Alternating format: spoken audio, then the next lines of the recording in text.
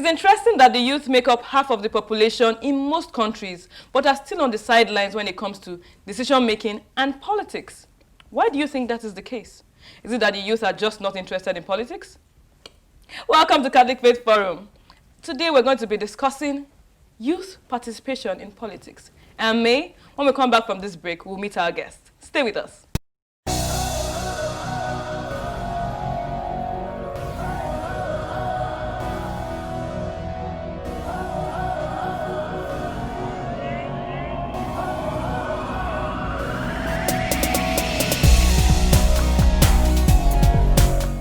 Welcome back. This is Catholic Faith Forum and we're discussing youth participation in politics.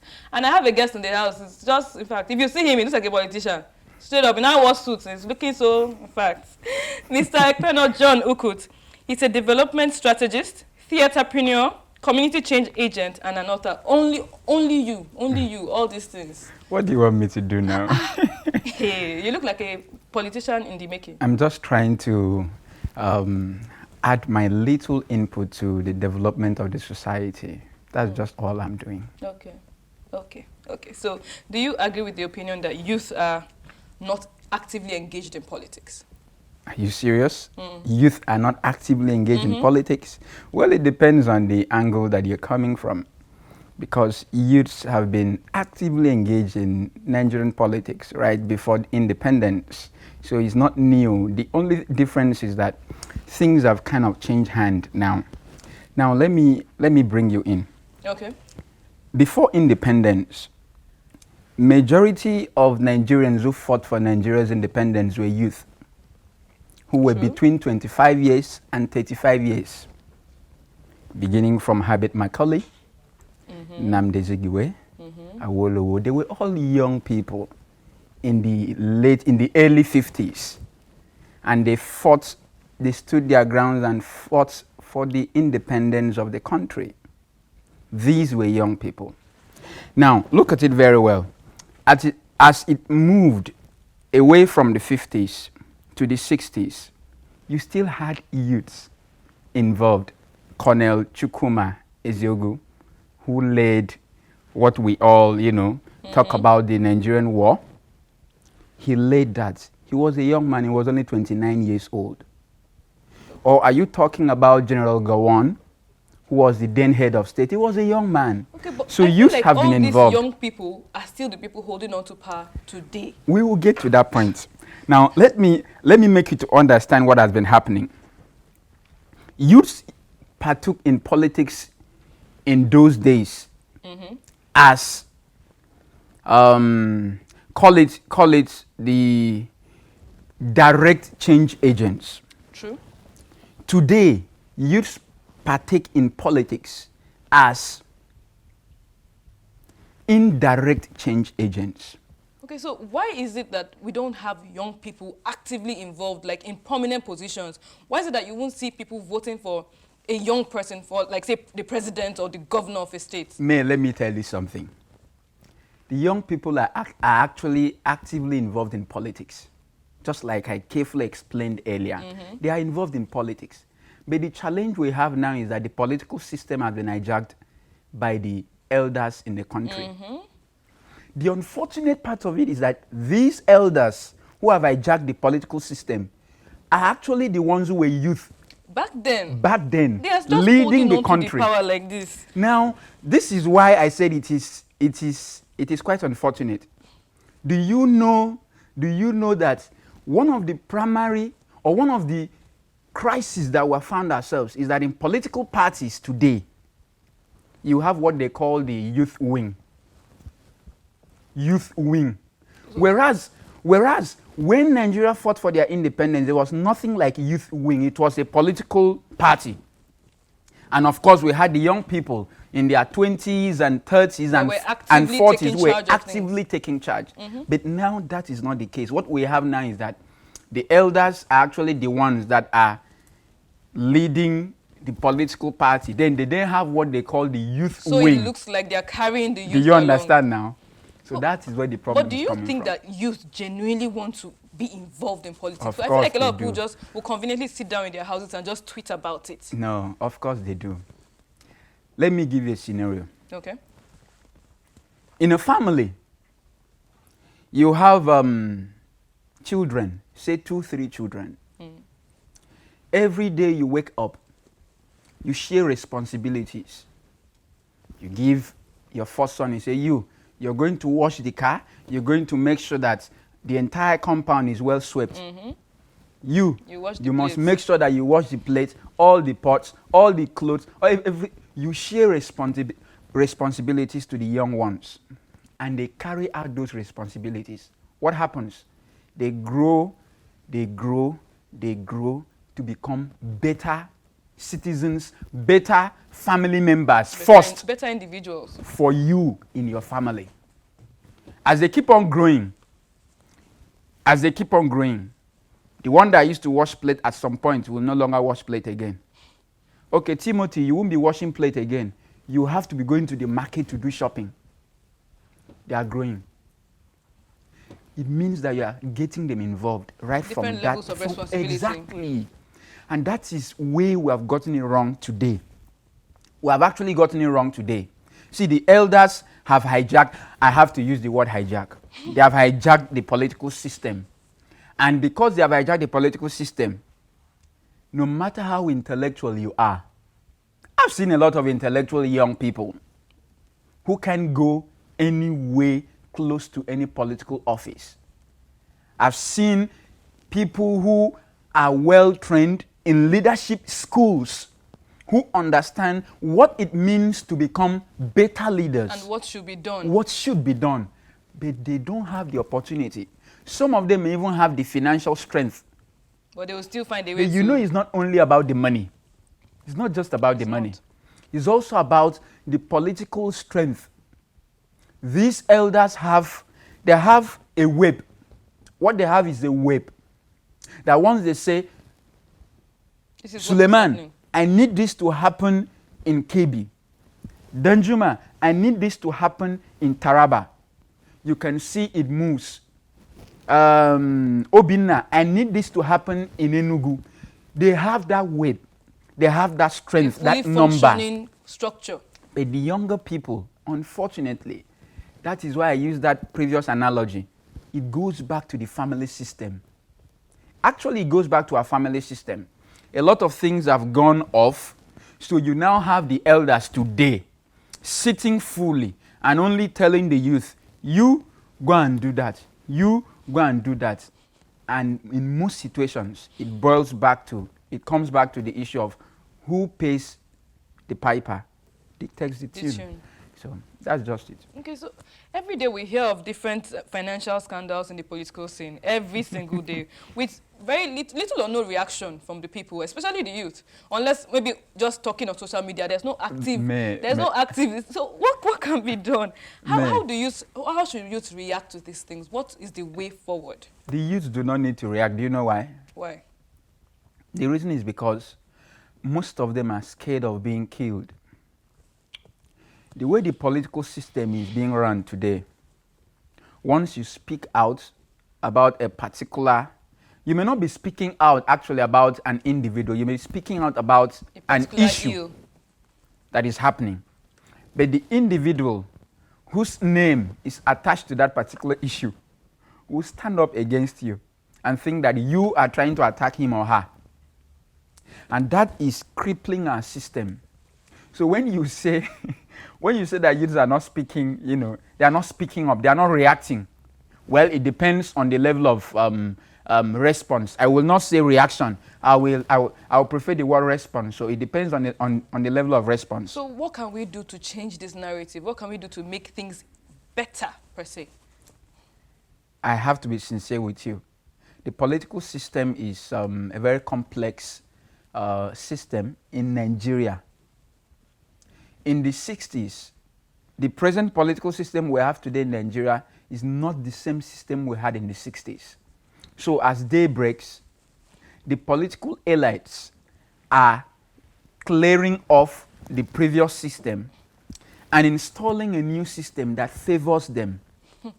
And it is the primary reason why in the National Assembly, for instance, a Nigerian senator or a honorable in the House of Representatives can stand up and say that a particular bill that is meant to support youth or meant to support a specific development project in a particular community will not pass through. And you know, they have, in most situations, they always have the final say. True. Even when the president or the governor accent a particular thing, they will end up having the have the power to say, sorry, this will not happen and that will not happen. I will not mention names, but there are some political godfathers in Nigeria who went as far as sitting on top of some, executive bills in the National Assembly, and those bills could not go nowhere.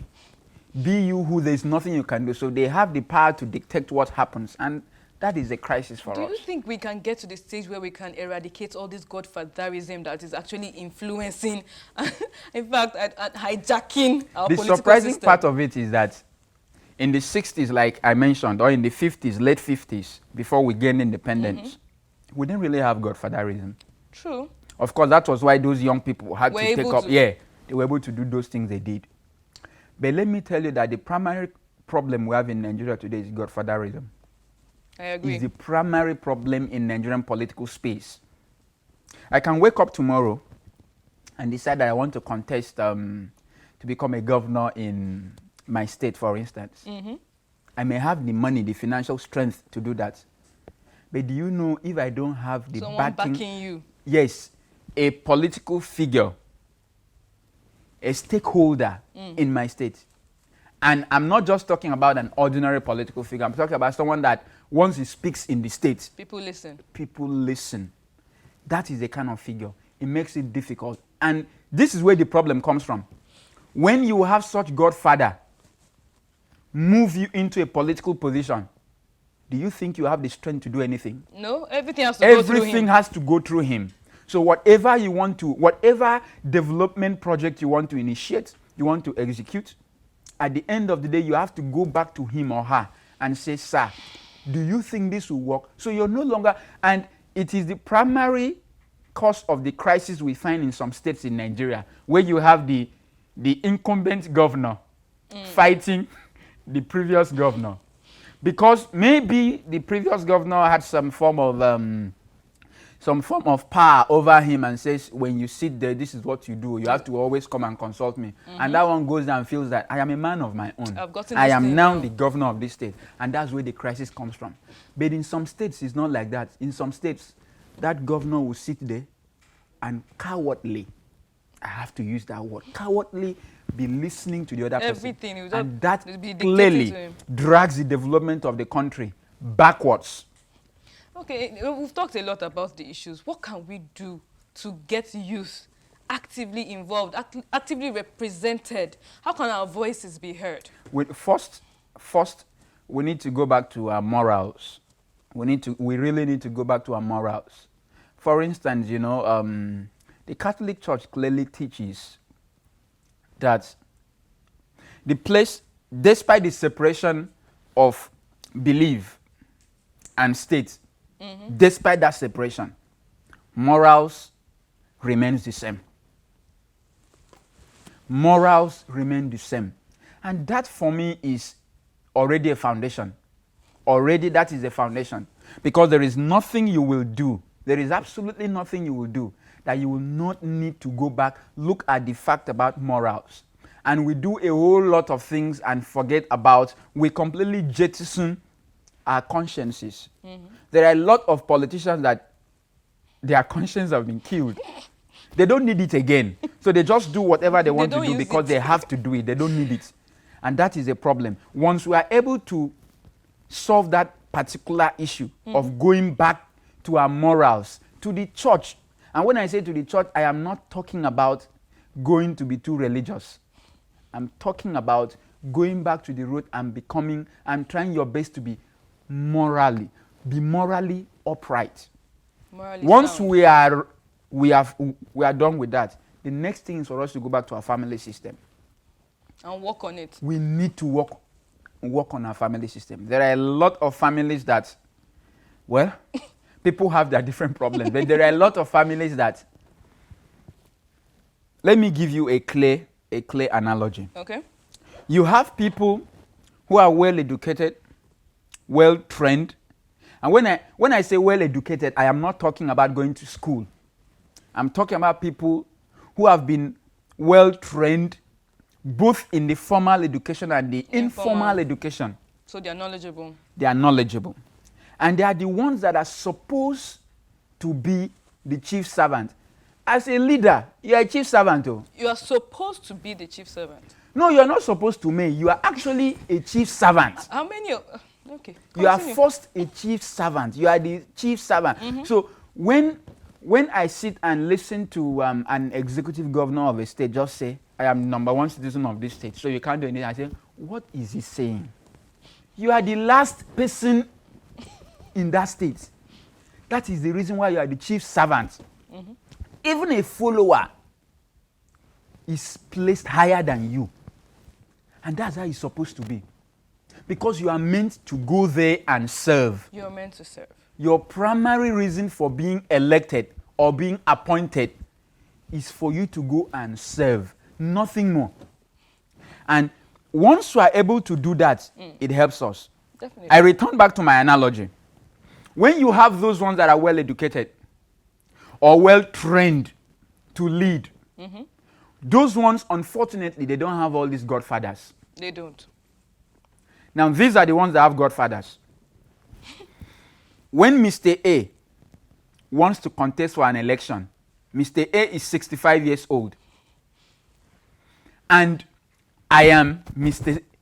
F. What it simply means is that I don't have any place in the bourgeoisie class. So I'm Mr. F. And I am the one that Mr. A will come and give money to go, destroy the election process, rig the election, carry ballot boxes, and all the rest. Let me tell you how it goes. When that Mr. F grows with time, 1 year, 2 years, 4 years, 8 years, he moves away from just snatching ballot boxes to supervising the snatching of the ballot boxes. In the next 4 years, he's no longer supervising. He's being appointed as the personal assistant or the special advisor to Mr. A or Mr. B, as the case may be. Once you have that, before you know it, in a couple of years, you realize that Mr. F, who used to rig election, mind you, Mr. F maybe is educated. Maybe. In some situations they are educated, but they still fall through. In some situations they are not educated. You find out that in the next couple of years, Mr. F is no longer carrying ballot boxes. He is no longer supervising the carrying of ballot boxes. He is now into the game. They have actually promoted him to become the special assistant or the special advisor or the personal assistant to Mr. A or Mr. B. From becoming that alone, believe you me, Mr. F will automatically become a commissioner, a minister, a director in an agency. That's how it goes now. That's actually how the system runs now. So you who have been going through the entire, education process, you have studied hard, you have experiences in little leadership positions all across. Unfortunately, you don't have that opportunity to go there because you don't have that man, that woman that sits down somewhere and say, I need Timothy in that office. That's a problem. True. So they say politics is a dirty game. From what we've been talking about, you can see that there are a lot of technicalities involved. What can we do to clean up politics so that it can be what it is meant to be and not this thing that we've turned it into? Well, we can actually clean politics. How? Yes, we can actually clean politics. How? So the first process of cleaning politics will be for us we need to find a way of putting in place laws that will stop politicians from contesting for any political position once you're 60 years old. Once you're 60 years old in Nigeria, you are being stopped from contesting from any political position once you're 60 years. That way, what happens is that way, the younger generation will find themselves. It's just like the way they, retire civil servants. So you retire politicians earlier. Don't wait till 70. Drop them at 60. So let's go back. Once you're able to do that, it is the beginning. But that, of course, will not end godfatherism. Because the primary reason why we have dirty politics in Nigeria, of course, I know it is not only in Nigeria anyway. It's not only in Nigeria. It's everywhere. Politics is dirty. And it is only those who are ready to wear the dirty garments in most situations that go in there. Once your garment is too clean, they will look at you and say, you don't belong here. Do you know those who have clean garments? Those are the ones who have conscience. Who follow the morals in the society. They want it to be done this way. Once they see you, that you are there, they say, this one, he doesn't belong here. Shift aside. And they want to, silence you. And for me anyway, that's one of the primary reasons why you have a lot of youth being passive. Very. A lot of youths are passive because some of them, they don't want to die young. So do you think there is a chance for good governance in the nearest future? Good governance. Because... Good governance. Let me tell you. Have you seen this country? I have to be very sincere with you. Yes, anything is possible with God. But let me be sincere with you. Have you seen this corruption that we're talking about? It has eaten deep. It has eaten deep to the system that even the present day youth, let me be very frank, the present day youth, if you give a young man an opportunity, a young man who is not morally bankrupt, if you give a young man who is morally bankrupt, rather, an opportunity to get into a political office, in most situations, 90 to 95% of them just want to steal the money and move away. That is a problem. That is a problem. Nigeria can be better.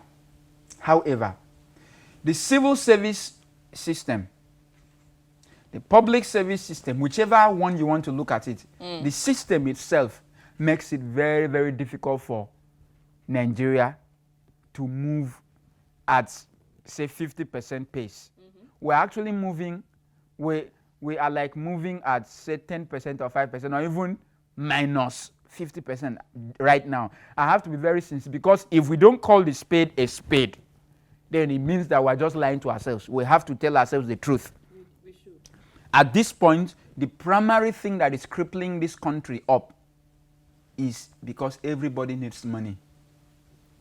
And when you have any place at all where everybody's eyes are fixed on the money, what will happen is that there will be someone or there will be some people who wake up in the morning and carry the money and disappear. That's what is happening in Nigeria. So even in our political system, it has gone so bad that in civil service, if I give you a contract, for instance, or before even giving you a contract, let me carefully explain how all the entire process happens. I am a minister, and you are, say, you are a contractor. Yeah. Before I will award you the contract, believe me, I will make sure I tell you, you submitted a budget of 20 million naira. I will tell you that budget, raise it to 50 million naira. That's what they call budget padding now. Madam, you have to inject 30 million naira because I need it for myself. Oh, God. I need it. And you inject 30 million naira. That is in cases where you can inject. There are situations where you cannot inject 30 million. So I will simply tell you, okay, inject 5. When you inject 5 million naira into that 20 million naira, it becomes 25. When the budget is being passed, I will tell you, Oga, inside that 20 million that is meant for you, I have 2.5 or 5 million naira added to my own 5. Again. So what actually happens is that when you take the remaining 15 million, it's not even enough for you to execute the contract, for you to pay your staff. It's the primary reason why we have failed projects in Nigeria. Unfinished projects. So unfinished projects, they will start. You will see them, they will start because they were mobilized to go to site. They will start. All of a sudden, it goes because even the contractors themselves will say, just leave it. After all, we have gotten our own small 20% in our own pocket. Let's go. And that is one. That is one. Let me tell you the other, the second crisis that we're facing. The second crisis that we're facing that is causing the problem that I doubt if Nigeria will change. This is the second problem. I have a contract, or I am a House of Reps member, Yes. or a senator. We have carefully, included a particular road into the budget, into the plan for it to be executed in the following year. I've carefully inserted that. When the money comes out, I will discuss with the other people who have interest in that area or who are in that area, and we'll move the money and we'll keep it. They will not execute that particular contract. That's what is happening. Next year, they will include it again in the budget. It's okay. It's the reason why it's difficult for us to move. This is really disheartening. It's difficult. Anyway, we can't keep talking about all the issues we face. Of course. That brings us to the end of the show. Thank you for being with us on the show. It is my pleasure, Your energy is, in fact, anyway, no problem. Politics affects youth in different ways. So let us find a way to get involved in politics one way or the other, because like it or not, we are the future leaders of our country. So just let us pray to God that one day things will get better, and let us do our own part the best way we can, because this is our country and we need to move it forward. Okay, let us cue to Collins for today's episode of Know Your Faith.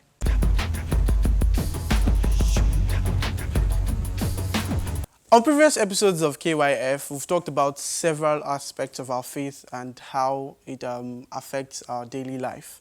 But today, we'll be talking about something different. So we're talking about fear, and this is something that we face every day. Welcome to Know Your Faith series. I am Collins, and today, like I said, I'll be giving you tips on how to live in faith. So the word fear, the word itself describes or evokes the emotion that it describes.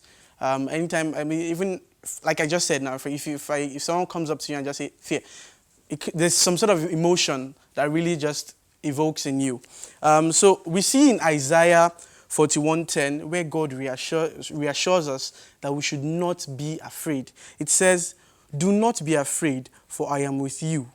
Do not be discouraged, for I am your God." So that is God reassuring us and telling us not to focus on the fear. So, but then again, we live in a world where filled with violence, hatred, and threats. So how can, as people of faith, how can we navigate this world?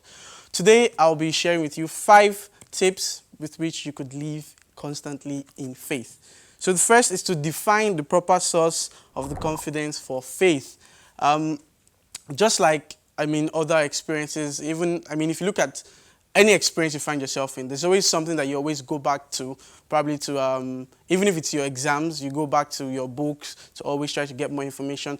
Likewise here, you have to continuously fuel your faith. So different sources, we have the scriptures, constantly having communications with God, reflecting on the CCC or the youth-friendly youth cart, or even watching episodes on Dominican media for KYF and Catholic Faith Forum, and several other sources. 2 is to develop the strength to endure fear. So just like long marathon runners, it's important that we have that endurance or that strength to be able to go the long distance, seeing as we are also running the race of salvation. And like I said, Isaiah 41:10 reassures us of this strength. Number 3 is to pray for perspective. Our view of God is limited on earth here. So the truth is we go through some things and certain questions begin to rise up, why is this happening? And then we don't really understand. It's important that we pray for perspective so that we can be able to understand these things. The 4th is the right relationship produces bravery and faith. A lot of us don't have an honest relationship, in truth, both with our fellow humans or with God. Having a transparent relationship with God is a powerful weapon over fear. The truth is, everyone has fear. So being afraid is not the problem. It's what you do with that fear that really determines, okay? And finally, have a clearly defined self-care and faith. I think a whole lot of time we overlook the physical aspect of life because we're probably too spiritual. But it's also important that you look at your take care of yourself, really. Okay, your medical Make sure you go for medical checkups, because I mean, we even know that worrying too much can shorten your lifespan. Yeah, so it's always good to like have free joy. Exactly. So that's what I'm saying. Always good to try to worry less, but especially about things that you can change, okay, and have that constant faith in God. All right, so the truth is, knowing our focus drives the overall direction of our faith. So I'm going to reiterate the tips for you. First, define the proper source of your faith. 2, develop the strength to endure fear. 3, pray for perspective. 4, the right relationship produces bravery and faith. And 5, have a clearly defined self-care. So if you have any other tips that you can share with us, please feel free. Write down in the comment section. Continue to like and share our content. Until I come your way next time, be bold and be Catholic.